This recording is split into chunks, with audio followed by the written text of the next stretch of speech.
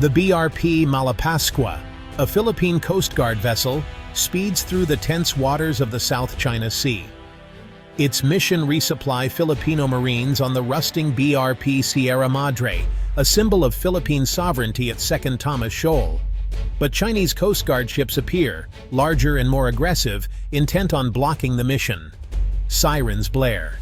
The Chinese ships cut dangerously close, playing a high-stakes game of intimidation. Suddenly, a water cannon slams into the Philippine vessel, a clear warning to turn back. This is not fiction. It's February 12, 2026, and these confrontations are now routine. The Philippines, once a bystander, is now a frontline state in a global power struggle. Every supply run and patrol is a test of will, watched by the world.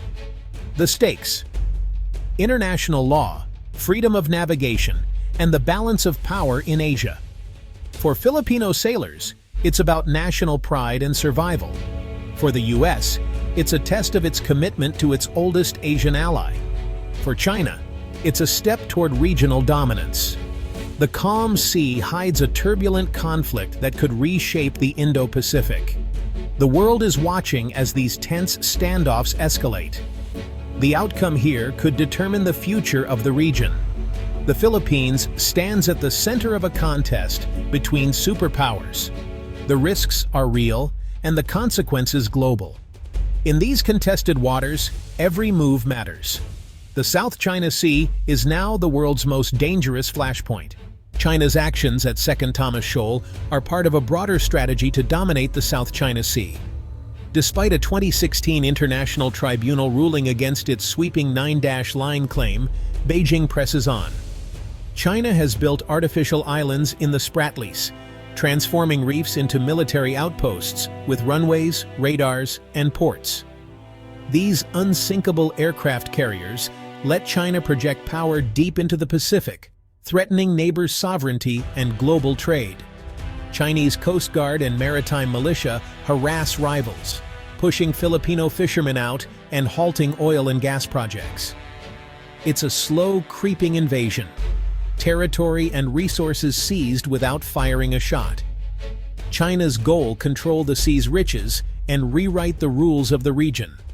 The impact is profound, undermining livelihoods and the international order. The world faces a new kind of aggression, one that tests the limits of global resolve. Under growing Chinese pressure, the Philippines has turned back to its old ally, the United States. The US-Philippines alliance, forged in World War II, had faded after the closure of American bases in 1991. As US presence waned, China's assertiveness grew, highlighted by the 1995 seizure of Mischief Reef.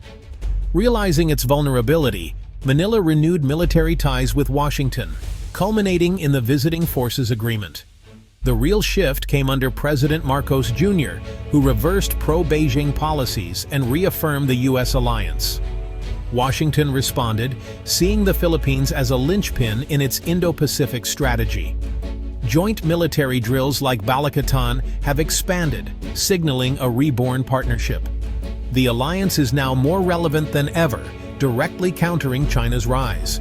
High-level meetings and increased cooperation underscore the urgency. The U.S. and Philippines are once again standing shoulder to shoulder. This renewed partnership is a direct response to the shifting balance of power. The stakes for both nations and the region have never been higher.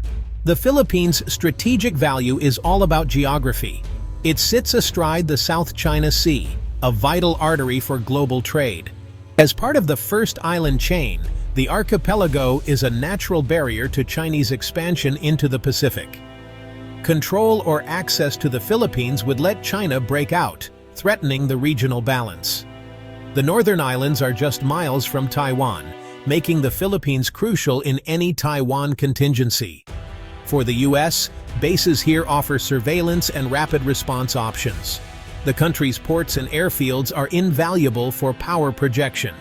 Geography makes the Philippines an unsinkable aircraft carrier, and the prize in a high-stakes contest. The fate of the region hinges on who holds sway in Manila.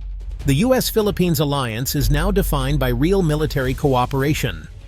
The Enhanced Defense Cooperation Agreement, EDCA, lets the U.S. build and use facilities on Philippine bases.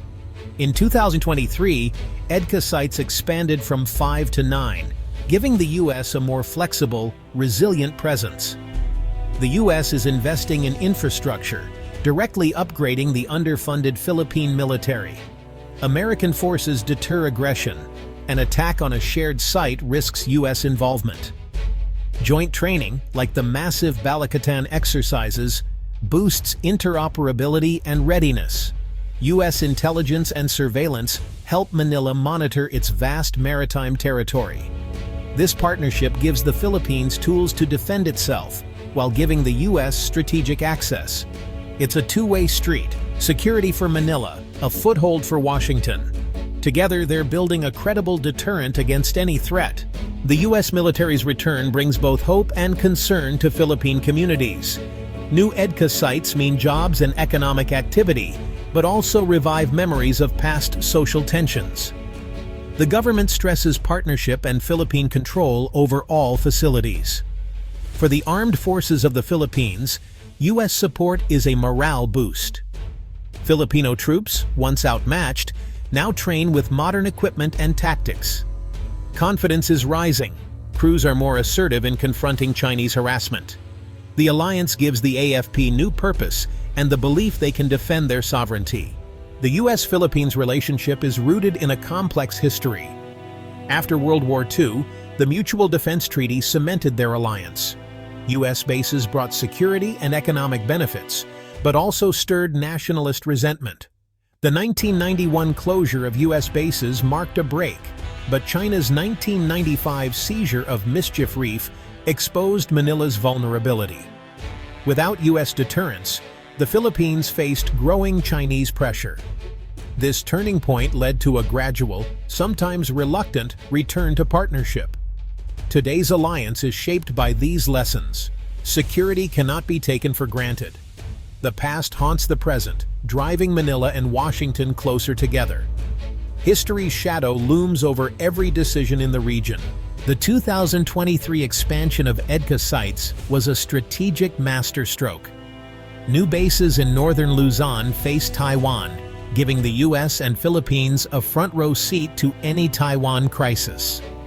A site on Balabac Island overlooks the South China Sea, enhancing surveillance of Chinese activity. Together, these sites form a strategic arc, countering China on two fronts. Unlike old permanent bases, these are Philippine-owned, with U.S. access by invitation.